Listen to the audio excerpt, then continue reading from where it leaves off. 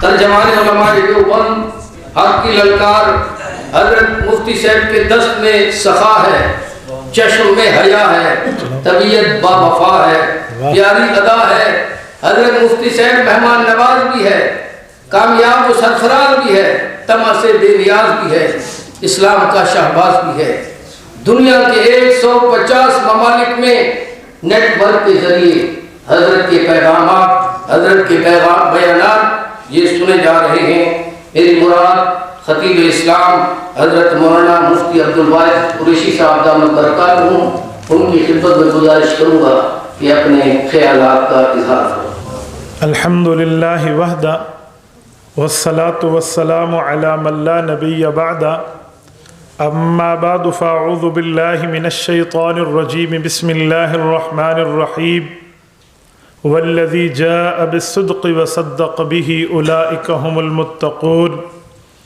عن عائشة رضی اللہ تعالی عنہا ام المؤمنین قالت قال رسول اللہ صلی اللہ علیہ وسلم لو كنت متخذا خلیلا لاتخذت ابا بکر خلیلا، رواہ الامام الہمام البخاری فی صحیحہ۔ صدق اللہ العظیم وبلغنا رسولہ النبی الامی الکریم، ونحن علی ذلک لمن الشاہدین والشاکرین، والحمد للہ رب العالمین۔ اسلام میں اول ہیں علی ہوں کہ ابو بکر، اسلام میں اول ہیں علی ہوں کہ ابو بکر، سلطان خلافت ہیں مگر چونکہ ابو بکر۔ کس قوم سے ہو کون ہو تم کھل کے بتاؤ، کس قوم سے ہو کون ہو تم کھل کے بتاؤ، جھوٹوں کے ابو جہل ہیں سچوں کے ابو بکر۔ بیٹے تیری بیٹی کے ملازم تیرے در کے، بیٹے تیری بیٹی کے ملازم تیرے در کے، ہم لوگ بھکاری ہیں تیرے ٹکڑوں کے ابو بکر۔ ہم لوگ غلامان غلامان غلاماں، ہم لوگ غلامان غلامان غلاماں، نسلوں سے ہے نوکر تیری نسلوں کے ابو بکر۔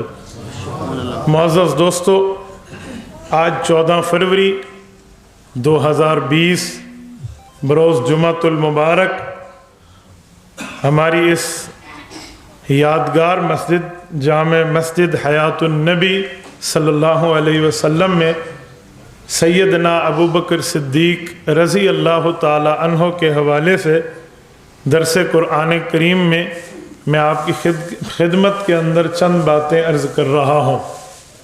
میرے دوستو، سیدنا ابو بکر صدیق رضی اللہ عنہ 22 جمادی الثانی سن 11 ہجری کو اس دنیا سے رخصت ہوئے ہیں۔ آج 18 جمادی الثانی 1441 ہجری ہے۔ اس حساب سے حضرت ابو بکر صدیق کی وفات کو 1430 سال پورے ہو رہے ہیں۔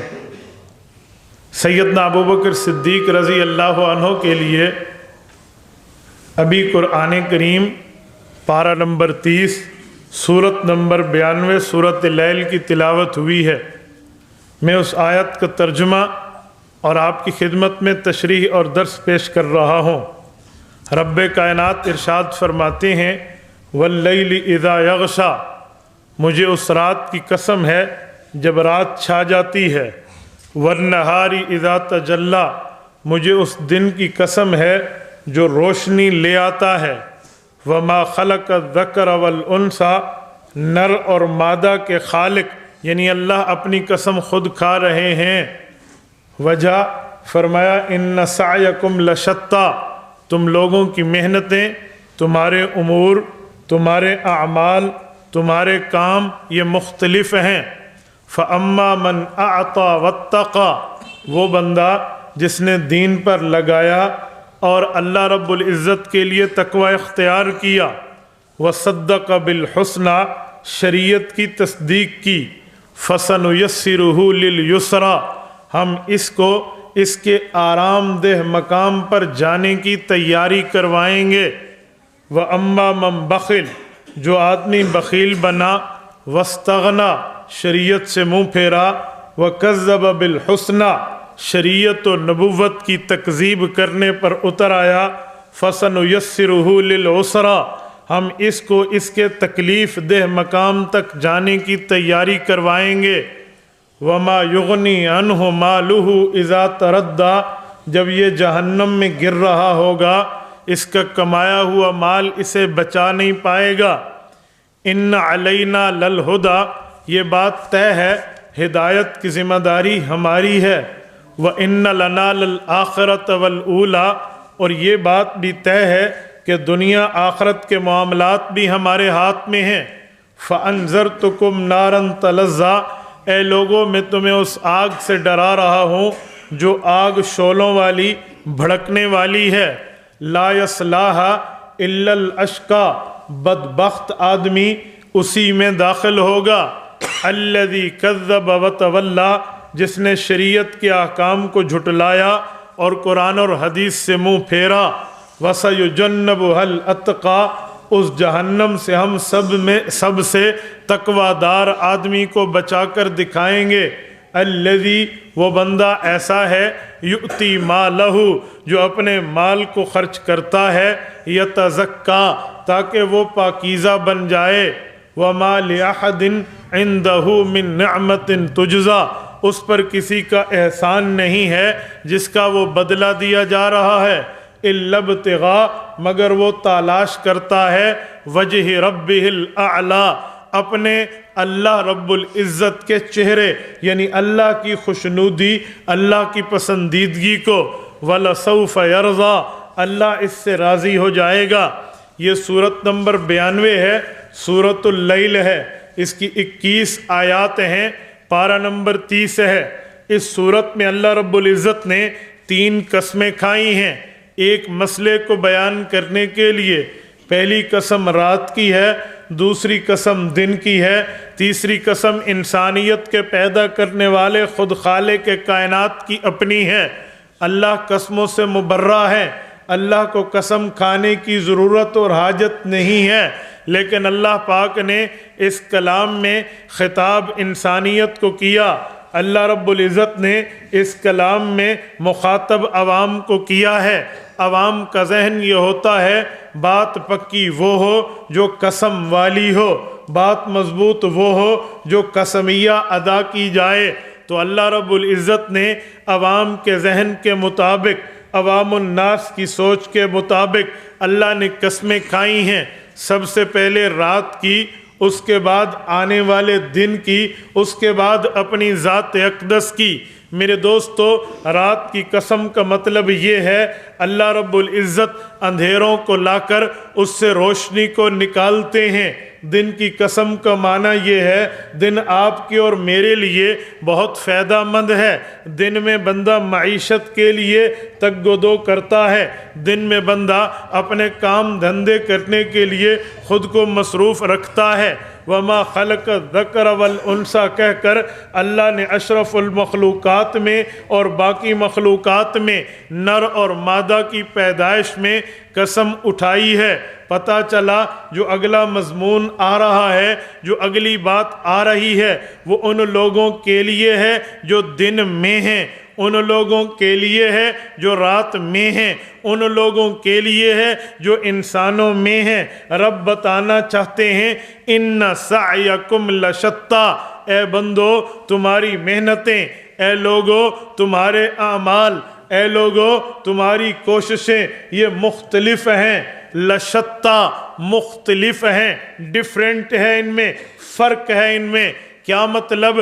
कोई बंदा अपने जान, अपने माल, अपने वक्त को अल्लाह के लिए लगाता है, कोई बंदा अपनी जान, अपने माल, अपने वक्त को गैरुल्लाह के लिए लगाता है। किसी आदमी की मेहनत दीन के लिए है, किसी इंसान की मेहनत दुनिया के लिए है, किसी आदमी की मेहनत अल्लाह की रज़ामंदी के लिए है, किसी की मेहनत लोगों की रियाकारी के लिए है।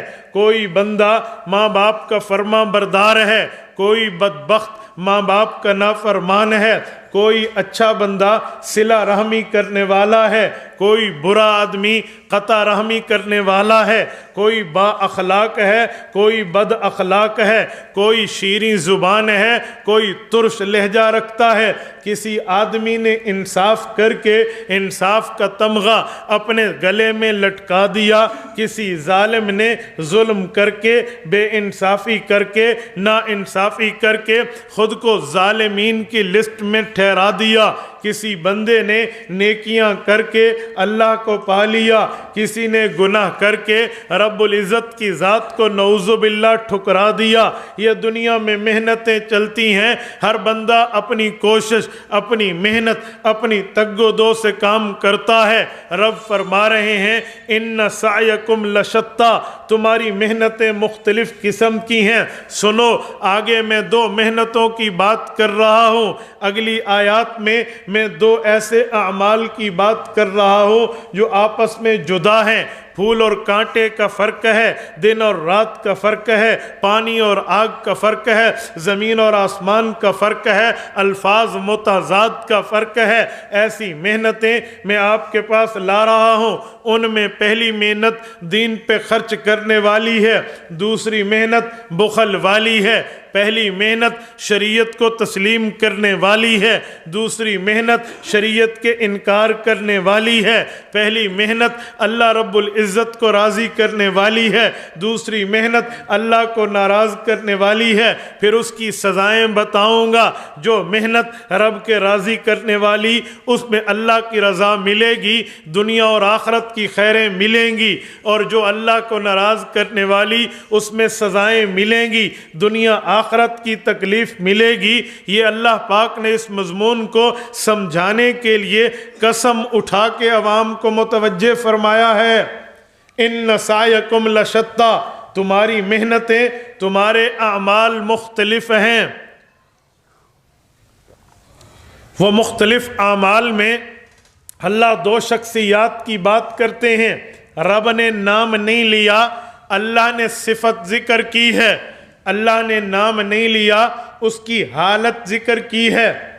مفسرین نے ان کے نام گنوائے ہیں۔ مفتی بغداد امام محمود آلوسی رحمہ اللہ نے عربی زبان میں ملت احناف کی سب سے بڑی قرآن کریم کی تفسیر 30 جلدوں میں لکھی ہے، ایک پارہ ایک جلد پر مشتمل ہے۔ وہ 30ویں جلد میں حضرت محمود آلوسی رحمہ اللہ جو انداز اختیار کرتے ہیں، میں وہی انداز پہ آپ کے سامنے ترجمہ بھی کر رہا ہوں، اسی انداز پر تشریح بھی کر رہا ہوں۔ اور اس کے ساتھ ساتھ مفسر قرآن حضرت مولانا ثناء اللہ رحمہ اللہ پانی پتی، جو دارالعلوم دیوبند سے 100 سال پہلے اپنے شیخ مکرم مرزا مظہر جانے جانان رحمہ اللہ کے نام پر تفسیر مظہری لکھ رہے تھے، انہوں نے بھی امام آلوسی رحمۃ اللہ تعالی علیہ کے بنیادی معلومات میں اس کتاب کو مرتب فرمایا ہے۔ یہ دونوں تفسیریں میرے پیش نظر ہیں، میں آپ کی خدمت میں انہی سے ماحصل دو شخصیات کا ذکر پیش کر رہا ہوں۔ نمبر 1 امیہ بن خلف جو کافر ہے، نمبر 2 سیدنا ابو بکر صدیق جو امت مسلمہ کے نبوت کے بعد امام ہیں، امت کے بڑے لیڈر، قائد اور رئیس ہیں۔ ان دونوں کا ذکر اس آیت میں ہے۔ جہاں دین پر لگانے کی بات ہے وہ ابو بکر ہے، جہاں دین سے ہٹانے کی بات ہے وہ امیہ بن خلف ہے۔ ابو بکر سے دنیا واقف ہے، شاید آپ امیہ کا تذکرہ اتنی تفصیل سے پہلے نہ سن چکے ہوں۔ میں آپ کو ایک بات یاد دلاتا ہوں، شاید ہر بندے کے ذہن میں یہ واقعہ موجود ہوگا کہ حضرت بلال غلام تھے، ان پہ ان کا مالک ظلم کرتا تھا۔ جو اس کا مالک تھا، جو اس کا آقا تھا، وہ امیہ بن خلف تھا۔ وہی بے ایمان صدیق اکبر کے مقابل بھی آیا تھا۔ اللہ نے اس کے بخل کو ذکر کیا ہے اور صدیق اکبر کی سخاوت کو ذکر کیا ہے۔ یہ وہ آیات ہے، دونوں کا ذکر ہے۔ امیہ بن خلف کون ہے؟ ابو بکر صدیق کون ہے؟ اللہ رب العزت کی عادت قرآن کریم کے نزول میں یہ ہے کہ اللہ اچھوں کے ساتھ بروں کا ذکر ضرور کرتے ہیں، ماننے والوں کے ساتھ نافرمانوں کا ذکر ضرور کرتے ہیں، تاکہ مسئلہ نکھر کے سامنے آ جائے۔ بات ہے کیا؟ رب العزت نے اس پر جو ارشاد فرمایا ذرا سنیے، فرمایا فَأَمَّا مَنْ أَعْطَى وَاتَّقَى، لوگو اس آدمی کی شخصیت کو دیکھو جو دین پر لگاتا ہے۔ کیوں لگاتا ہے؟ تاکہ ریاکار بنے، کہا جی نہیں، وَاتَّقَى، تقوی اختیار کرے۔ ایک عطا ہے اور ایک تقوی ہے۔ عطا کا معنی ہے دینا، کسی کو دینا، اور دینے کے بارے میں حدیث پاک میں ہے الید العلیٰ خیر من ید السفلیٰ، اوپر والا ہاتھ نیچے والے ہاتھ سے بہتر ہے۔ یعنی اوپر والے سے مراد دینے والا، نیچے والے سے مراد لینے والا۔ دارالعلوم دیوبند کے محدث حضرت علامہ انور شاہ کاشمیری رحمہ اللہ کے طرز عمل پہ قربان جائیں، وہ فرماتے تھے اوپر والا ہاتھ دینے والا ہے، حضور پاک علیہ السلام فرماتے ہیں یہ بہتر ہے نیچے والے ہاتھ لینے والے سے۔ وہ جب بھی فقراء کو کوئی صدقہ، کوئی عطیہ، کوئی ہدیہ، کوئی خیرات دیتے تو یوں دیتے تاکہ وہ اوپر سے لے، بہتر بھی وہ ہاتھ ہو جائے۔ تقویٰ ہے نا، اپنا طرز ہے، یوں کر کے دیتے تاکہ وہ اوپر سے لے۔ اللہ رب العزت نے ان کو پھر اعزاز بھی دیا ہے کہ دنیا میں بھی ان کا نام گونج رہا ہے، آخرت میں مقام تو اپنی جگہ ہے۔ میرے دوستو، فَأَمَّا مَنْ أَعْطَى، جو بندہ دے، وَاتَّقَى، اور تقوی والا بن جائے۔ تقوی کسے کہتے ہیں؟ آپ اٹھائیں تفسیر قرطبی، امام ابو بکر قرطبی رحمہ اللہ، الجامع لأحکام القرآن کی پہلی جلد، سورت نمبر 2 سورت البقرہ، آیت نمبر 2، ذالک الکتاب لا ریب فیہ ھدی للمتقین کی تشریح کرتے ہوئے ایک واقعہ لاتے ہیں۔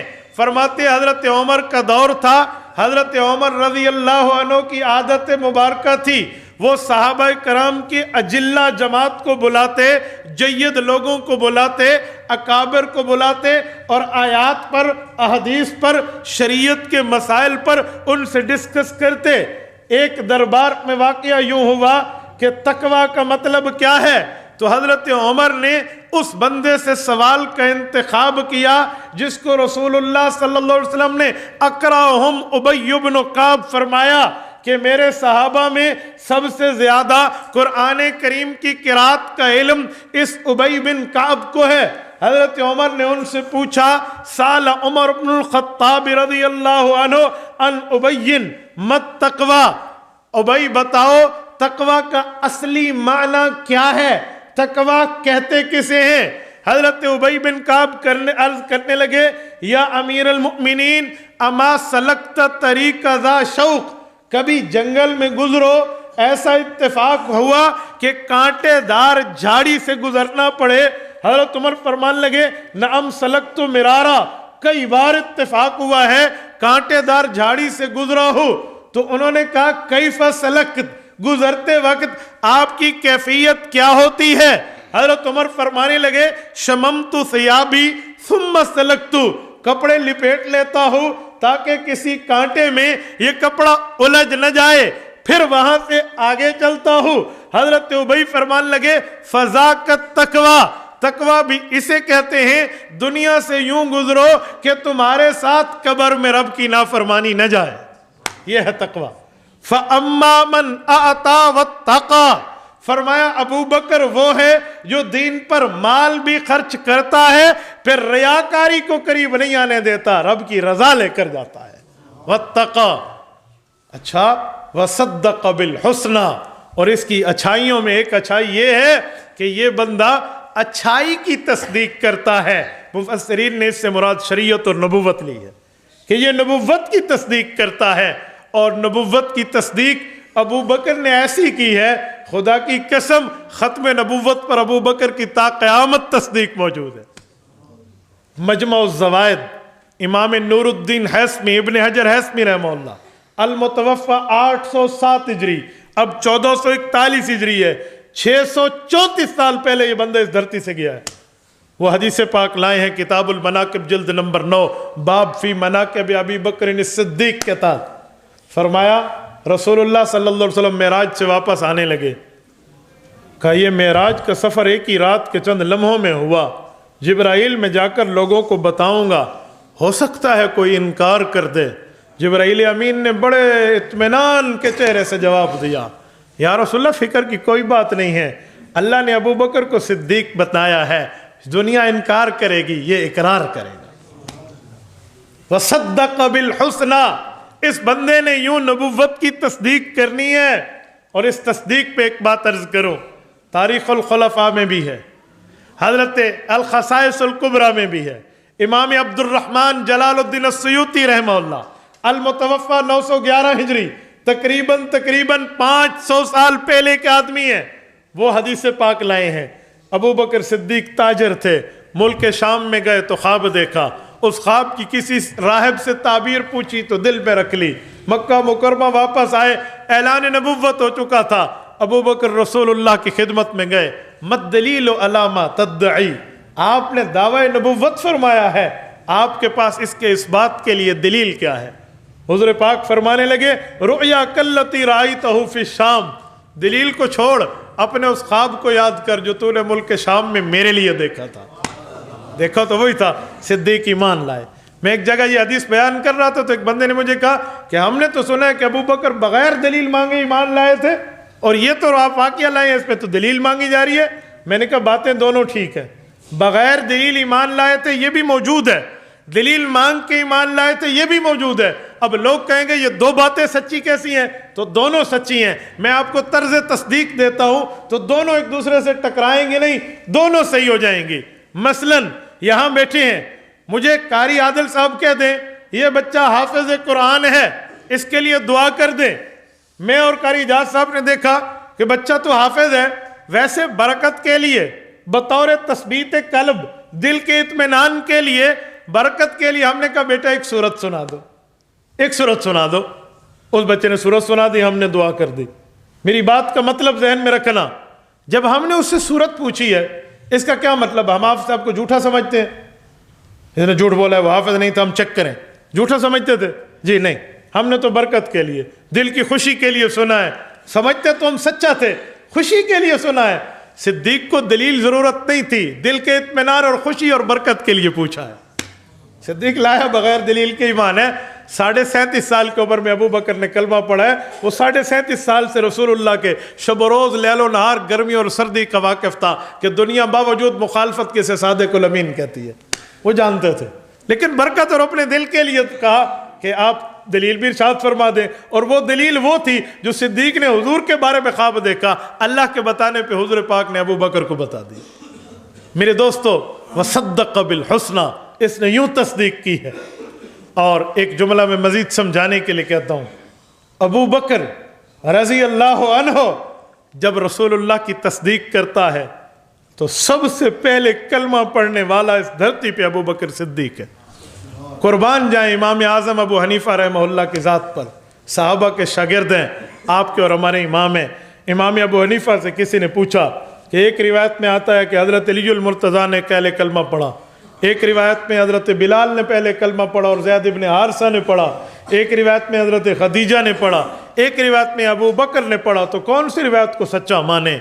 इमाम आज़म अबू हनीफा फरमान लगे, पैगंबर को सारी रिवायतें सच्ची हैं। जिस रिवायत में है हज़रत खदीजा ने कलमा पढ़ा वो भी सच्ची, जिसमें है सबसे पहले हज़रत ज़ैद इब्न हारिसा ने कलमा पढ़ा वो भी सच्ची, जिसमें आता है सबसे पहले कलमा हज़रत अली ने पढ़ा वो भी सच्ची, और जिस रिवायत में आता है सबसे पहले कलमा अबू बकर ने पढ़ा वो भी सच्ची। का उसकी तरतीब ये है, जब बच्चों का नंबर आएगा तो सबसे पहले कलमा पढ़ने वाला अलीउल मुर्तज़ा होगा, गुलामों की बारी आएगी सबसे पहले कलमा पढ़ने वाला ज़ैद इब्न हारिसा होगा, ख़वातीन की बारी आएगी सबसे पहले नंबर शुमार हजरत खदीजतुल कुबरा का किया जाएगा, और मर्दों में बड़ी उम्र के शख्सों में गिनती की बारी आएगी तो पहला कलमा अबू बकर सिद्दीक का गिना जाएगा। सारे सच्चे हैं। इसलिए मैंने शेर के शुरू में कहा, इस्लाम में अव्वल है अली हूं कि अबू बकर, सुल्तान खिलाफत है मगर चूंकि अबू बकर। ये इसी मैंने समझाने के लिए ये शेर का लफ्ज़ पढ़ा, वसद्दक़ बिल हुस्ना। अबू बकर सिद्दीक वो है जिसने इस तरह नबुव्वत की तस्दीक की है। अच्छा, जब इसने ये अच्छे काम किए, बल्कि सिर्फ अच्छे काम नहीं किए, अच्छे कामों की बुनियाद रखी। तवज्जो रखना, मैं एक जुमला कहता हूं, جس بندے نے یہ مسجد بنائی ہے اللہ اس کی قبر پہ کروڑوں اربوں رحمتیں نازل فرمائے.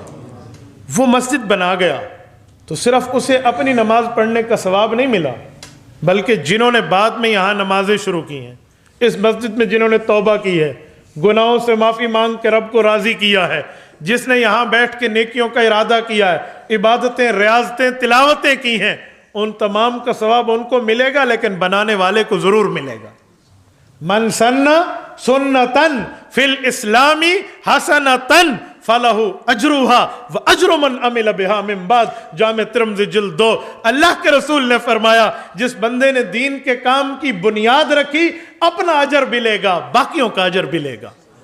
ابو بکر نے خالی تصدیق نہیں کی، ابو بکر نے خالی کلمہ نہیں پڑھا، بلکہ وصدق بالحسنی، ابو بکر صدیق نے تصدیق کرنے کی بنیاد رکھی ہے.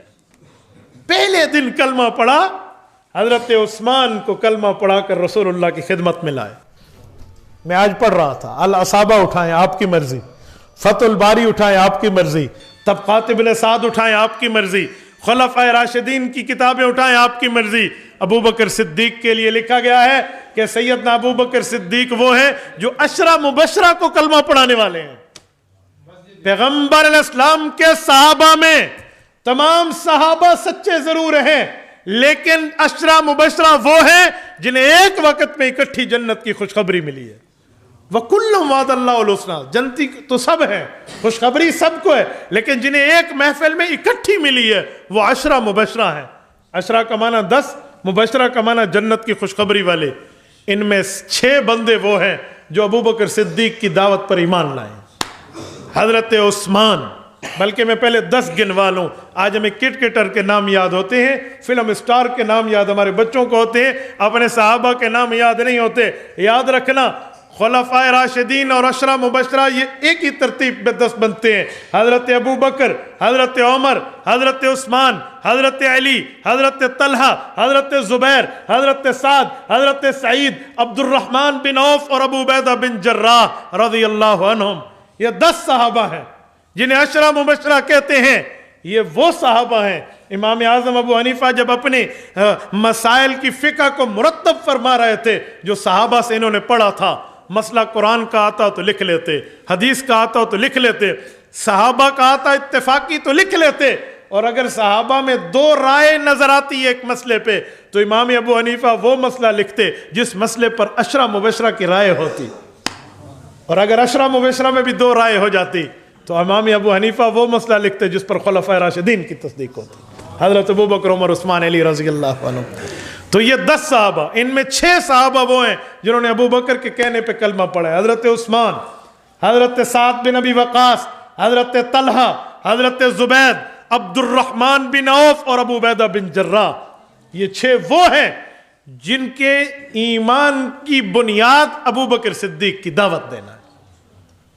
صحابہ دین کی بنیاد ہیں، ان کی بنیاد عشرہ مبشرہ ہیں، اور عشرہ مبشرہ میں ان 6 کی بنیاد ابو بکر صدیق ہے. 7 میں خود ابو بکر ہو گئے، پیچھے 3 صحابہ رہ گئے، ایک حضرت عمر ہے، ایک حضرت سعید ہے اور ایک حضرت علی ہیں. حضرت علی حضور کے گھر کے بندے تھے، انہوں نے گھر میں کلمہ پڑھ لیا. حضرت عمر 5 سال بعد ایمان لائے، ایک واقعہ ہے وہ آپ کے ذہن میں ہے، اور حضرت سعید جب باہر سے آئے تھے تو فوراً کلمہ پڑھ لیا. تو یوں عشرہ مبشرہ پورے ہوتے ہیں. وصدق بالحسنی، اس نے یوں تصدیق کی ہے جب اس نے دین کے کلمے کی یوں بنیاد رکھی ہے، ہر نیکی کام کی بنیاد رکھی ہے. قرآن کریم میں ہے کنتم خیر امت اخرجت للناس، سورت نمبر 4 سورت آل عمران، سورت نمبر 3 سورت آل عمران آیت نمبر 110. کنتم خیر امت اخرجت للناس، اس کا ترجمہ کبھی دیکھ لینا، تم بہترین امت ہو، لوگوں کے فائدے کے لیے آپ کو اللہ نے نکالا ہے. جب یہ آیت اتر رہی تھی مجھے بتائیں اس وقت بہترین امت کے لوگ کون تھے؟ بولیے. حضور کے صحابہ نہیں تھے؟ کون تھے؟ سارے بولیے نا، کون تھے؟ صحابہ. کنتم خیر امت، اس کے مخاطب اول صحابہ ہیں. وہ خیر امت ہے جو دین کی بنیاد ہے. تو میں ایک جملہ کہہ سکتا ہوں کہ اگر صحابہ اور اہل بیت اس دین کی بنیاد ہیں تو ابو بکر اس دین کی سنگ بنیاد ہے. یہ پہلا اینٹ ہے. پھر ابو بکر یہ پہلی اینٹ بنتی ہے جس نے یوں کلمہ پڑھا. اچھا وصدق بالحسنى، نبوت کی تصدیق کی. تو اللہ فرماتے ہیں میں اس کو انعام کیا دوں گا؟ ان انعامات میں پہلا انعام فَسَنُيَسِّرُهُ لِلْيُسْرَى. لفظی ترجمہ ہم اس کے لیے آسانی پیدا کر دے گی، آسانی کی طرف. لفظی ترجمہ یہ علامہ آلوسی رحمہ اللہ نے جو اس کی طرز اختیار کی ہے نا وہ کچھ اور ہے. وہ فرماتے ہیں آسانی پیدا کریں گے. آسانی کی طرف کا مطلب کیا ہے؟ فرمایا سب سے بڑی آسانی جنت ہے. وہ آرام دہ جگہ ہے جہاں مؤمن کو چھوٹی خدائی حاصل ہوگی. چھوٹی خدائی سمجھتے ہیں؟ روایات میں آتا ہے جنت ایسی ہوگی جو چاہو گے وہ ملے گا. بلکہ قرآن کریم کے لفظ ہیں وَلَكُمْ فِيهَا مَا تَشْتَهِي أَنفُسُكُمْ. تشتہی کسے کہتے ہیں؟ تقول نہیں ہے، تشتہی ہے. ایک قول ہوتا ہے کہ اشتہا ہوتی ہے. قول کہتے ہیں بولنے کو، اشتہا کہتے ہیں دل میں خیال پیدا ہونے کو. تو فرمایا ابھی بولو گے نہیں، جو دل میں خیال آئے گا وہ وجود میں آ کر آپ کے سامنے آ جائے گا. مَا تَشْتَهِي أَنفُسُكُمْ. اور آگے وَلَكُمْ فِيهَا مَا تَدَّعُونَ، جو بولو گے تمہارے سامنے کھڑا ہوگا. نُزُلًا مِّن غَفُورٍ رَحِيمٍ، یہ اللہ کی طرف سے تمہاری مہمان نوازی کی جا رہی ہوگی. نُزُلًا مِّن غَفُورٍ رَحِيمٍ. اب جملہ سننا، وَلَكُمْ فِيهَا مَا تَشْتَهِي أَنفُسُكُمْ، جو چاہو گے وہ ملے گا. یہ جنت چھوٹی خدائی کا نام ہے. ایک بندہ اگر کھا رہا ہوگا بٹیر کا گوشت، بھونے ہوئے بٹیر کا، اور کھاتے ہوئے دانتوں کے نیچے لقمہ چباتے ہوئے اس بندے کے ذہن میں خیال آئے گا کہ مجھے مچھلی بہت اچھی لگتی ہے، اے کاش میں مچھلی کھاتا تو مچھلی پکڑنے کی ضرورت نہیں پڑے گی، اسے پکانے کی ضرورت نہیں پڑے گی، یہ بٹیر کی گوشت کی بوٹی مچھلی کی گوشت میں کنورٹ ہو جائے گی. اسے کہتے ہیں ما تشتہی انفسکم. آپ آم کھا رہے ہیں اور جی میں آیا مجھے تو سیب کھانے تھے، وہ آم کی جو ہے نا وہ جو کھاتے ہوئے جو آم کا پھل جو آپ کھا رہے ہیں یہ سیب میں کنورٹ ہو جائے گا. ما تشتہی انفسکم. تو حضرت علامہ آلوسی کہتے ہیں جنت آسانی کا نام ہے، اچھی جگہ کا نام ہے. تو فَسَنُيَسِّرُهُ لِلْيُسْرَى، اس آسانی سے مراد جنت ہے. تو ابو بکر کے لیے فرمایا کہ ہم اس بندے کی اس نیکی کی وجہ سے اس کو جنت جانے کی تیاری کروائیں گے. نُيَسِّرُهُ جمع ہے، پرولر ہے. اللہ پاک اپنی بات فرما رہے ہیں کہ میں اس کو آسانی دوں گا. مراد ابو بکر وہ اعمال کرے گا، اس اعمال کی طرف راغب ہوگا، ان کاموں کی طرف متوجہ ہو جائے گا، ان کاموں پر جت جائے گا جو کام اس کو جنت میں سردار بنا دیں گے. فَسَنُيَسِّرُهُ لِلْيُسْرَى. یہ تو ابو بکر کا مقام. وَأَمَّا مَنْ بَخِلَ، میں نے آپ کو کہا نا کہ اللہ پاک کی یہ نزول قرآن میں عادت مبارکہ ہے کہ ماننے اور نہ ماننے والوں کا ذکر کرتے ہیں، فرما بردار اور نافرمانوں کی بات کرتے ہیں. وَأَمَّا مَنْ بَخِلَ وَاسْتَغْنَى.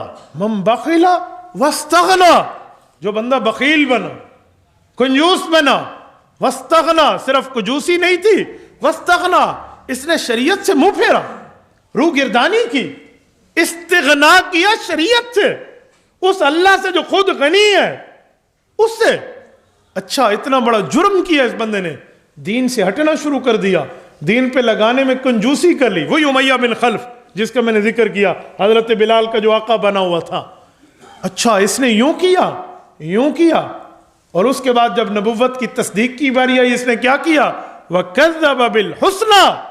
اس نے نبوت کو ٹھکرانا شروع کر دیا، دین کے خلاف چلنا شروع کر دیا، روش اسلامی کے الٹ چلنا شروع کر دیا. جرم پہ جرم، غلطی پہ غلطی، شرک پہ شرک، یوں کیا. اور یہ شریعت کے مقابل آیا تو پھر اس کا کیا انجام ہوگا؟ فَسَنُيَسِّرُهُ لِلْعُسْرَى. پھر اس کی تیاری وہ ہوگی جو اسے جہنم لے جائے گی. لِلْعُسْرَى. میرے دوستو، ابو بکر اور رسول اللہ میں، ابو بکر اور امیہ بن خلف میں بات کیا چلی تھی اس کی بنیاد بھی ذہن میں رکھیں. قاضی ثناء اللہ پانی پتی رحمہ اللہ اس موقع پہ تفسیر مظہری میں لکھتے ہیں، فرمایا وجہ یہ تھی ابو بکر صدیق کا دل کڑھتا تھا، اس بات پر پریشان ہوتے تھے کہ جن لوگوں نے رسول اللہ کا کلمہ پڑھا ہے وہ غریب لوگ ہیں، غلام لوگ ہیں، وہ باندیاں ہیں یا غلام ہیں، وہ ان کے آقا، ان کے بڑے، ان کے مالک ان پر ظلم اس لیے کرتے ہیں کہ تم نے رسول اللہ کے دامن کو کیوں پکڑا ہے، تم نے کلمہ کیوں پڑھا. اس پہ ابو بکر صدیق کا دل گھٹتا. ایک دن حضرت ابو بکر جا رہے تھے، امیہ بن خلف حضرت بلال کے سینے پر پتھر رکھ کے کہہ رہا تھا یا مر جا یا کلمہ چھوڑ دے ورنہ پتھر اوپر سے نہیں اٹھاؤں گا۔ تو ابو بکر صدیق نے اسے غیرت دلاتے ہوئے کہا امیہ خود کو عرب قوم کا سردار کہتا ہے، یہ سرداروں کے دل ہوتے ہیں، یہ سرداروں کے کام ہوتے جو تو کر رہا ہے۔ ابو بکر صدیق نے یوں کہا کیا ظلم کرتا ہے اس معصوم پہ، شرم کر، اس نے تیرا کچھ بگاڑا تو نہیں ہے، اس نے کلمہ ہی پڑھا ہے اور تو نے مارنا شروع کر دیا۔ تو اس بندے نے حضرت ابو بکر صدیق کو چیلنج کیا کہ تجھے بہت اس پر رحم آتا ہے تو اسے خرید لے لے اور مجھے اس کے منہ مانگے دام دے دے۔ حضرت ابو بکر صدیق نے کہا جی مجھ سے طے کر لے، یہ کون سی بات ہے؟ صدیق تو اس بات کے متمنی تھے نا کہ کیا ہے تو صحیح نا۔ انہوں نے کہا جی میں لوں گا، نستاس غلام لوں گا تیرا۔ نستاس ابو بکر صدیق کا غلام تھا، اس کی بہادری کے اور اس کے طاقت کے اور اس کی محنت کے چرچے پورے مکہ میں ہر زبان پر تھے کہ یہ کام نستاس کر سکتا ہے، واہ وہ تو بہت زور بادشاہ اور بلا ہے، لوگ اس کو یوں کہتے۔ ابو بکر صدیق ہر وقت اسے دعوت دین دیتے، وہ نہ مانتا، اس لیے ابو بکر کے دل میں اس کے دل کے لیے نفرت تھی کہ یار یہ رسول اللہ کا کلمہ نہیں پڑھتا، اس کی محنت کا فائدہ یہ تو دنیا تک رہے گا، آخرت میں قبر میں عذاب جھیلے گا۔ تو اسی غلام کو اس نے مانگا حضرت بلال کے بدلے میں۔ تو ابو بکر فرماتے ہیں میرے دل میں آیا کہ بلال دنیا میں بظاہر کمزور ہے، بلال کی دنیا میں کوئی طاقت پاور نہیں ہے، بلال کے معاملات کوئی ایسے نہیں ہیں، نستاس دنیا میں بہت اچھا ہے، کیا میں دنیا کے مال کو اپنے پاس رکھ کے دین کے معاملے کو چھوڑ دوں؟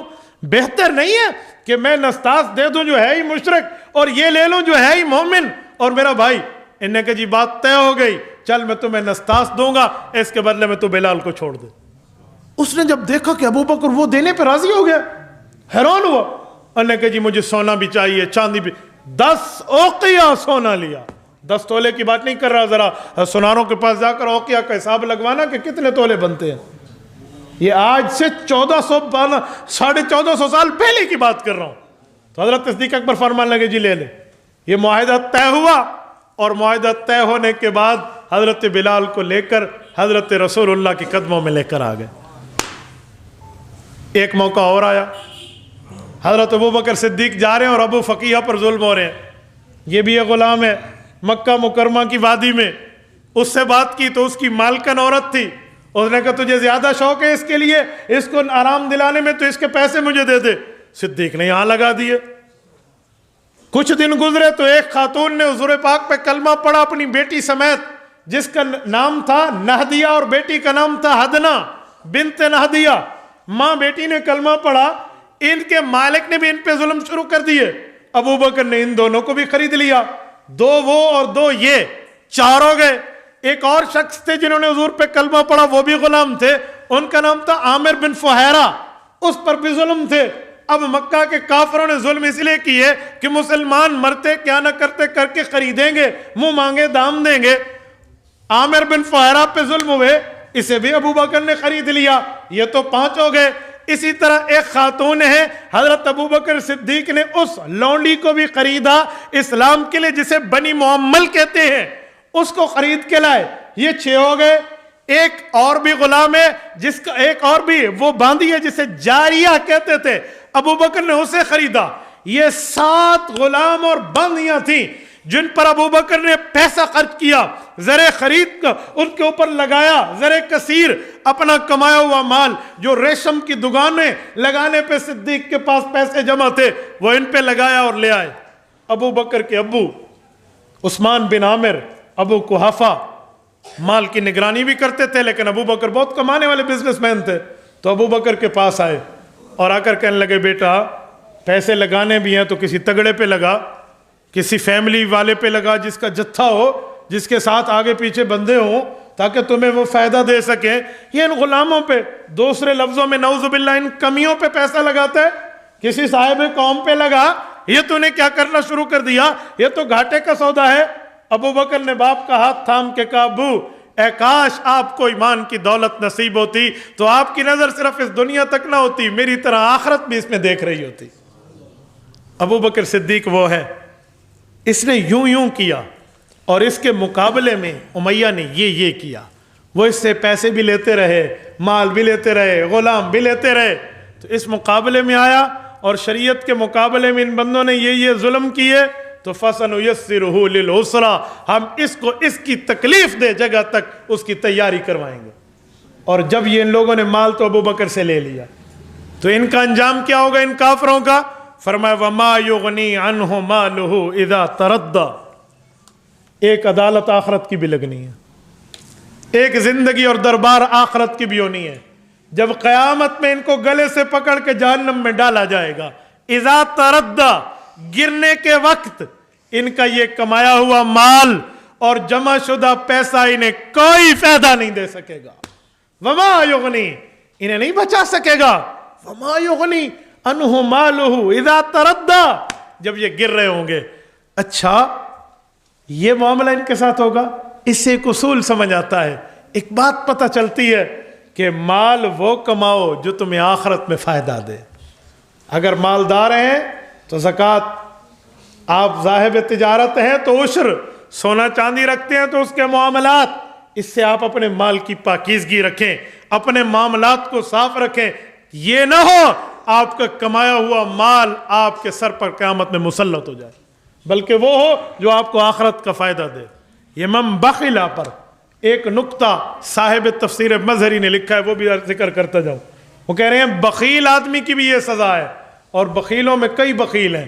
فرماتے ایک بخیل جو عام طور پہ بخیل سمجھا نہیں جاتا، کہا وہ کیا ہے؟ کہ اللہ کے رسول صلی اللہ علیہ وسلم نے اعلان فرمایا بخیل من ذکرت عندہ فلم یصلی علیہ۔ حضرت انس کی روایت ہے جامع ترمذی میں رضی اللہ عنہ، فرماتے اللہ کے رسول نے اعلان فرمایا وہ بندہ بھی بخیل اور کنجوس شمار ہوگا جس کے سامنے مجھ محمد صلی اللہ علیہ وسلم کا ذکر کیا جائے اور وہ مجھ کے میرے اوپر درود نہ پڑے، وہ بھی بخیل شمار ہوگا۔ تو ہم سب ایک بار رسول اللہ پر درود پاک پڑھ لیں۔ اللہم صلی علی محمد وعلی آل محمد کما صلیت علی ابراہیم وعلی آل ابراہیم انک حمید مجید۔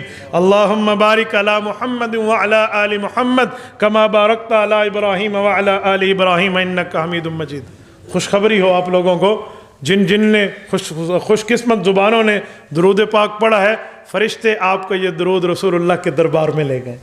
ہم مسلمان ہیں، ہمارا عقیدہ اور نظریہ ہے ادھر سے درود پڑھو کون لے جاتے ہیں؟ اور رسول اللہ کے روزے پہ پڑھیں تو رسول اللہ خود۔ اللہ ہم سب کو یہ توفیق عطا فرمائے، اللہ ہم سب کو یہ توفیق عطا فرمائے، ہم اپنی گناہگار زبانوں کے ساتھ رسول اللہ کے روزے پر صلاۃ و سلام پڑھ سکیں۔ اللہ کی قسم وہاں کا ایک منظر بھی عجیب ہے کہ جب بندہ روزہ رسول پر ٹھہر کر سلام پڑھ رہا ہوتا ہے نا تو پھر بندے کو سمجھ آتی ہے کہ میں اس جگہ ٹھہرا ہوں جس کے لیے کائنات بنائی گئی۔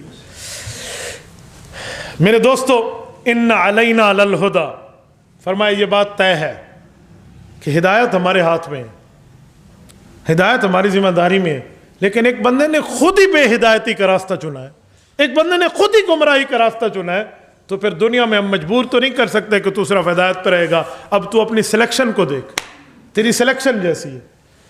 وَإِنَّ لَنَا لَلْآخِرَةَ وَالْأُولَىٰ، وہ آخرت ہو یا دنیا ہو وہ ہمارے ہاتھ میں ہے۔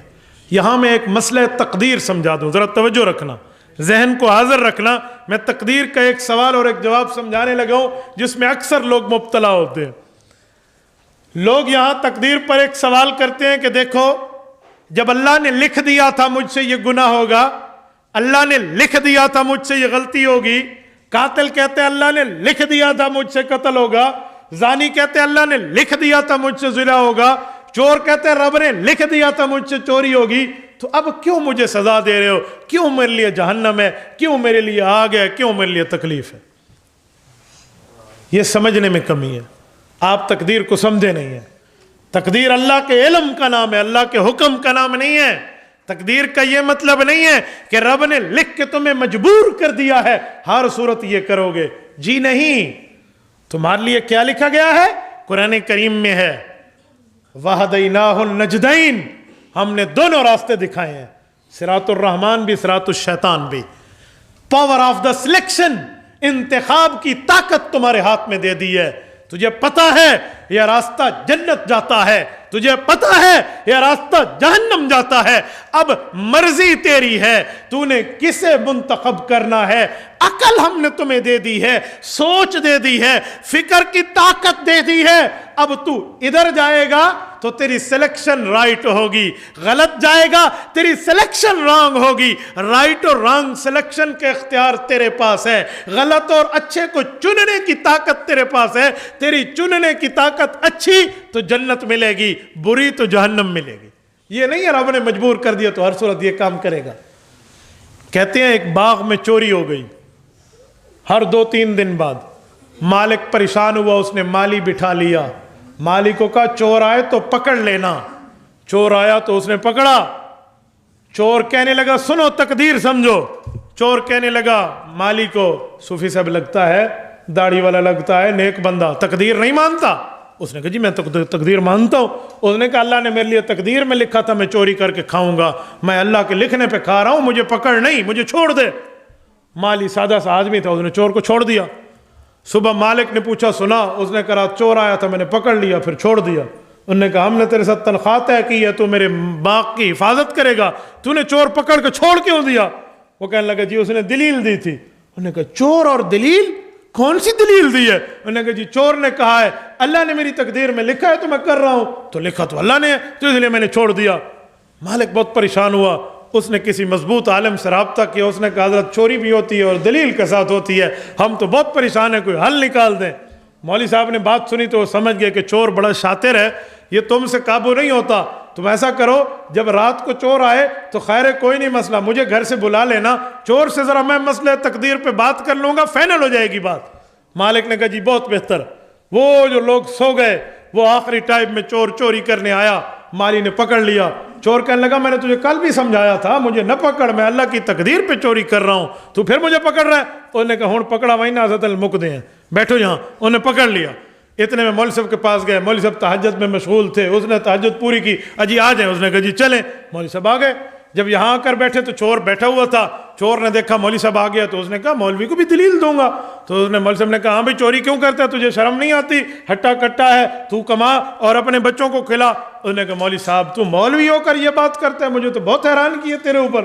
انہوں نے کہا کیوں؟ انہوں نے کہا دیکھو اللہ نے تقدیر لکھی ہے تو اللہ نے میرے لیے چوری کا مال لکھا، اس لیے تو میں چوری کر کے کھا رہا ہوں، اب مجھے تم کیوں کوس رہے ہو، مجھے چوری کرنے دو۔ تو مولوی صاحب نے کہا اچھا یہی بات ہے کہ یہی لکھا ہوا ہے؟ انہوں نے کہا جی ہاں ایسے لکھا، حالانکہ لکھا یوں نہیں تھا، اس نے غلط سلیکشن کی ہوئی تھی۔ مولوی صاحب نے کہا جی ڈنڈا اٹھاؤ۔ انہوں نے کہا خیر ہے، انہوں نے کہا اٹھاؤ تو صحیح، میں سے تقدیر سمجھاتا ہوں۔ وہ ڈنڈا لے کر آئے، مولوی صاحب نے اس مالی کو کہا لگا اس کے چور کے سر پہ ایک، اس نے ایک مارا، دوسرا، تیسرا، چور کرے وہی وہی۔ اس نے کہا وہی کیوں کرتا ہے؟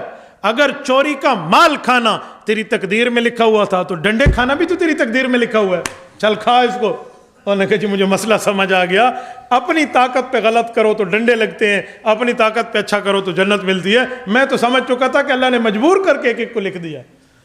تو یہ رب العزت نے فرمایا تقدیر ہمارے ہاتھ میں ہے، آخرت اور دنیا کے معاملے ہمارے ہاتھ میں ہیں، لیکن امیہ بن خلف نے انتخاب غلط کیا ہے، ابو بکر نے انتخاب ٹھیک کیا۔ فَأَنذَرْتُكُمْ نَارًا تَلَظَّىٰ، میں تمہیں ڈرا رہا ہوں اے لوگو اس آگ سے، نارن تلظا، بلیزنگ فائر، بھڑکتی آگ ہے جو بھڑک رہی ہے، اس آگ سے ڈرا رہا ہوں، جہنم۔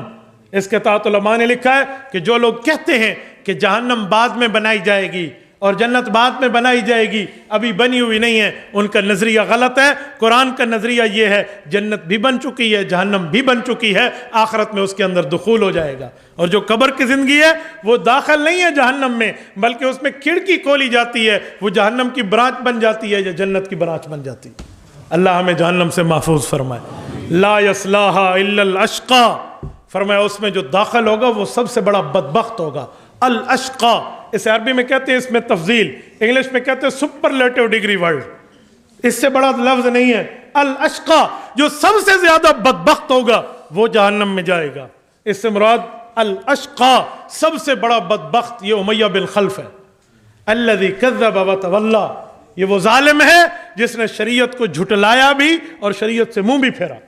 جھٹلایا کا معنی لوگوں کو خراب کیا کہ نہ مانو نہ مانو، اور منہ پھیرنے کا معنی وہ اس سے ہٹ گیا۔ اور فرمایا یہ تو جہنم کا مسئلہ امیہ کا ہوگا۔ وَسَيُجَنَّبُهَا الْأَتْقَى، جیسے الاشقا ویسے الاتقا، وہاں بھی سپرلیٹو ڈگری، یہاں بھی سپرلیٹو ڈگری، وہاں بھی اس میں تفضیل، یہاں بھی اس میں تفضیل، دونوں ایک ہی لفظ برابر وزن کے لائے۔ لا یصلاھا الا الاشقا، وہاں اشقا شقی کی بات آئی، یہاں وسیجنبھا الاتقا، یہاں متقی کی بات آئی کہ جہنم سے بچا لیا جائے گا کس کو؟ الاتقا، جو اس دھرتی پر امت محمدیہ میں سب سے بڑا تقوی والا ہوگا، یہ ابو بکر صدیق ہے۔ الاتقا، جو سب سے بڑا تقوی والا ہوگا، جس کا رتبہ اس دھرتی پر پیغمبروں کی ذات کے بعد سب سے بڑا ہے۔ میرے دوستو، رسول اللہ صلی اللہ علیہ وسلم معراج پر تشریف لے گئے تو اللہ نے مصلی امامت رسول اللہ کو دیا۔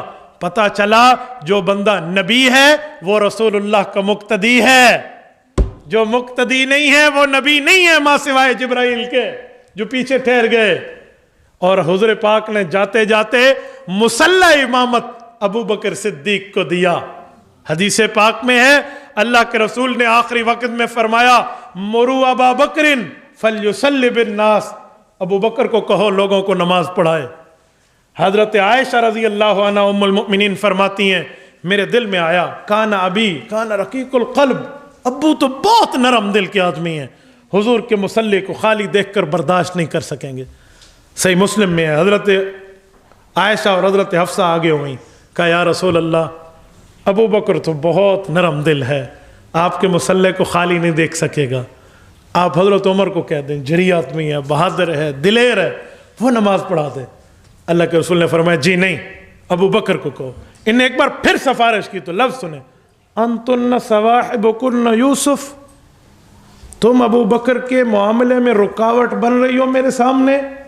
ما یعب اللہ والمؤمنون ما خلا ابا بکر، نہ مؤمن راضی ہوتے ہیں نہ اللہ راضی ہوتا ہے جب تک مصلی پہ ابو بکر نہیں آتا۔ اندازہ لگا حضرت عائشہ سے بڑی عورت کائنات میں کیسے لاؤ گے جس کا خامد نبی ہے اور جس کا والد صدیق اکبر ہے، والد امت کا امام ہے، خامد نبیوں کا امام ہے، وہ بھی سفارش کرتی ہے شفقت کرتے ہوئے، اس کی سفارش بھی نہیں مانی جاتی کہ نہیں ابو بکر رہے گا۔ اندازہ لگا تو ابو بکر صدیق کو حکم ہو تو حضور پاک نے مصلی امامت جیسے حضور کو اللہ نے دیا، ایسے حضور پاک نے ابو بکر کو مصلی امامت دے کر امت کا امام بنایا اور اشارہ دیا جس نے امت مسلمہ میں آنا ہے وہ ابو بکر کے اقتداء میں آ جائے۔ اور میں ایک جملہ کہتا ہوں سنو، فمن تولی بعد ذلک، قرآن کریم کی آیت کا اشارہ دیکھ لیں۔ رب العزت نے فرمایا لوگوں سے مراد وہ انبیاء جن کو نبوت مل کے دنیا میں جا رہے تھے، فرمایا میں نے یہ بات طے کر لی ہے لَتُؤْمِنُنَّ بِهِ وَلَتَنْصُرُنَّهُ، تم نبی ہو تو میں اللہ کہہ رہا ہوں تم رسول اللہ کے دور میں اگر آ گئے اور حضور تمہارے دور میں آ گئے تمہیں اس نبی پر کلمہ پڑھنا پڑے گا، اور اگر آپ نے بات نہیں مانی تو پھر نبوت نہیں رہے گی۔ فمن تولی بعد ذلک، تو نبی اگر حضور پاک ان کے دور میں آ جائے اور نبی کلمہ نہ پڑھے یعنی حضور کا مقتدی نہ بنے تو وہ نبی نہیں رہتا۔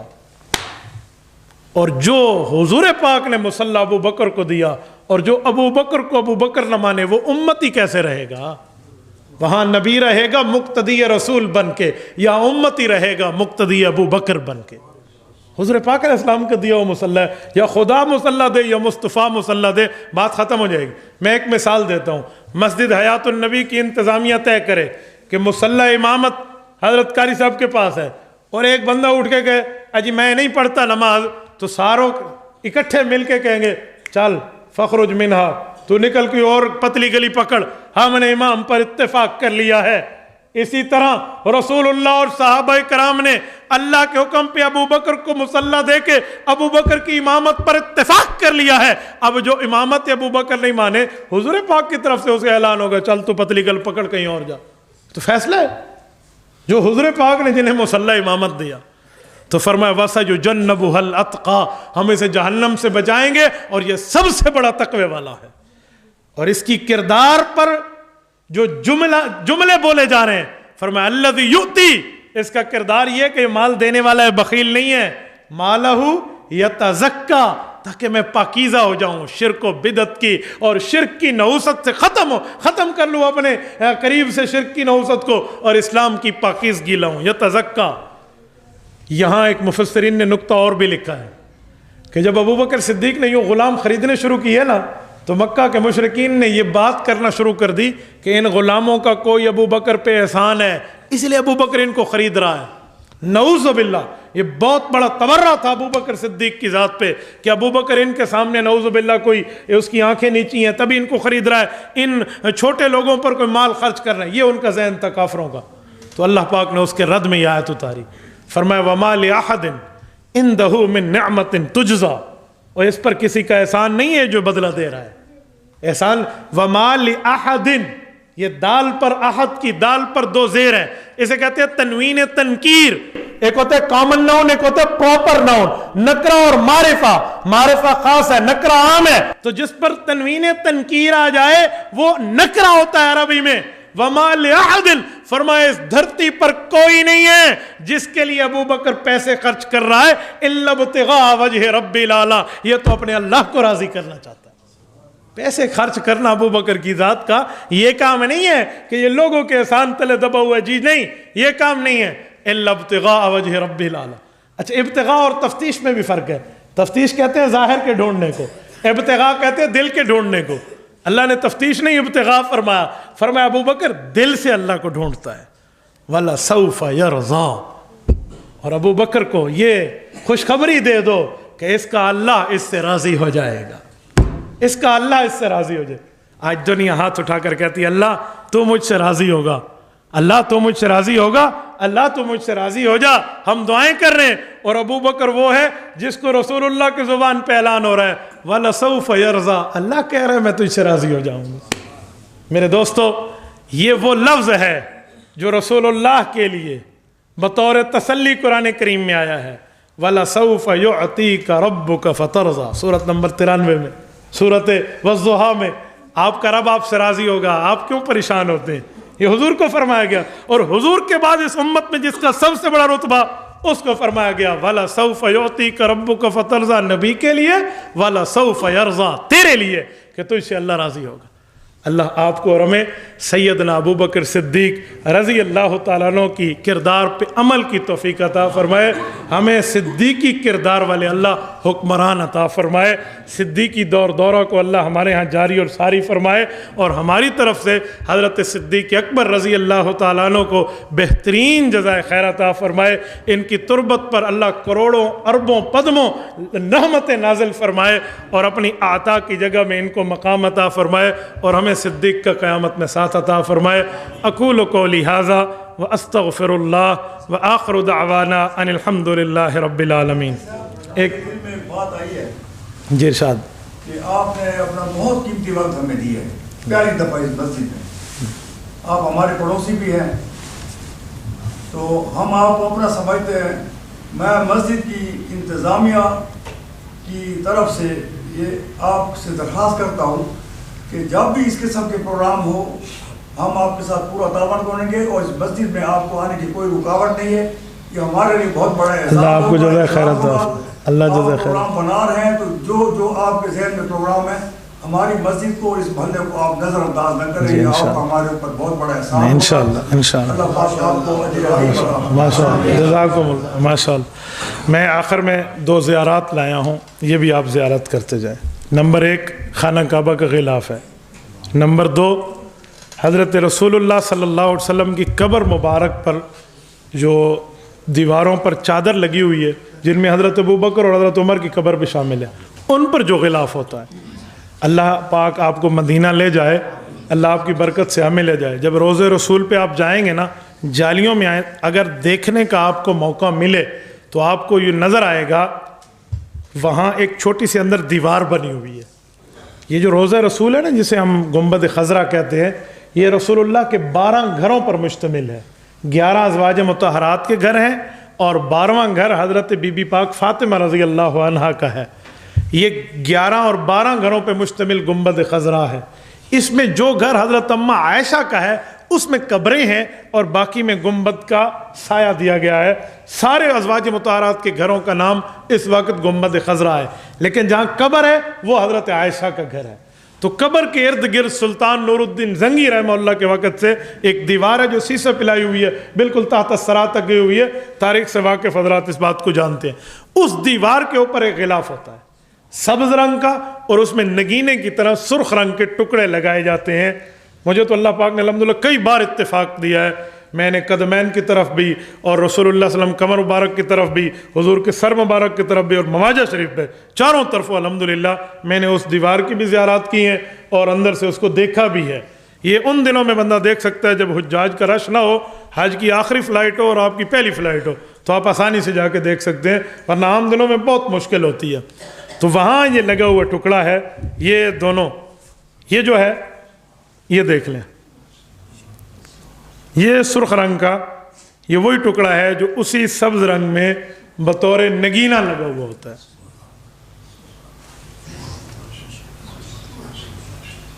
اور یہ ٹکڑا اللہ پاک نے عطا فرمایا۔ لوگ تو پتہ نہیں، مجھے ایک دوست بتا رہا تھا پتہ نہیں ہزاروں ریال لگاتے ہیں، میں اللہ کے گھر میں بیٹھا ہوں، 1 روپیہ ہمارا اس پہ نہیں لگا۔ یہ صرف دین کی برکت ہے، صرف دین کی برکت ہے، اللہ رب العزت نے عطا فرمایا۔ اور یہ سن 1435 ہجری کا غلاف کعبہ ہے، آج سے 6 سال پہلے کا، بالکل ریسنٹلی ہے۔ یہ خانہ کعبہ شریف کے غلاف کا ٹکڑا ہے۔ اللہ رب العزت ہم سب کو یہ توفیق عطا فرمائے۔ آپ جب خانہ کعبہ کے غلاف کو ہاتھ لگائیں گے نا، جن بزرگوں نے لگایا ان سے پوچھیں، اس وقت سمجھ آ جاتی ہے کہ بندہ ہے کہاں۔ خانہ کعبہ وہ جگہ ہے جہاں 120 رحمتیں روزانہ نازل ہوتی ہیں، 60 طواف والوں کے لیے، 40 وہاں ذکر کر طواف، 60 وہاں طواف والوں کے لیے، اور 40 جو اس جگہ ذکر اور تلاوت کرنے والوں کے لیے، اور 20 صرف دیکھنے والوں کے لیے۔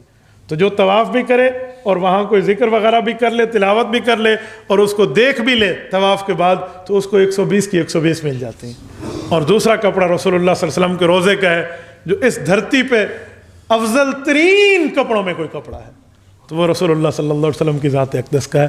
اقول قولی ھذا واستغفر اللہ وآخر دعوانا ان الحمد للہ رب العالمین۔ جی ہاں، یہ جس کے لیے حضرت حافظ صاحب دامت برکاتہم کی کوششوں سے ہم نے یہ پروگرام کیا، حضرت حافظ عبد المجید صاحب نے، تو ہم نے ہر سال پروگرام کرنا ہوتا ہے حضرت ابوبکر صدیق رضی اللہ تعالی عنہ کے یوم وفات کے حوالے سے۔ تو یہ 18 تاریخ بنتی ہے، آج 14 ہے، 18 منگل والا دن ہے۔ جامع مسجد کلاں ہماری بڑی مسجد میں عشاء کی نماز کے بعد حضرت ابوبکر صدیق رضی اللہ تعالیٰ عنہ کے یوم وفات پہ پروگرام ہے۔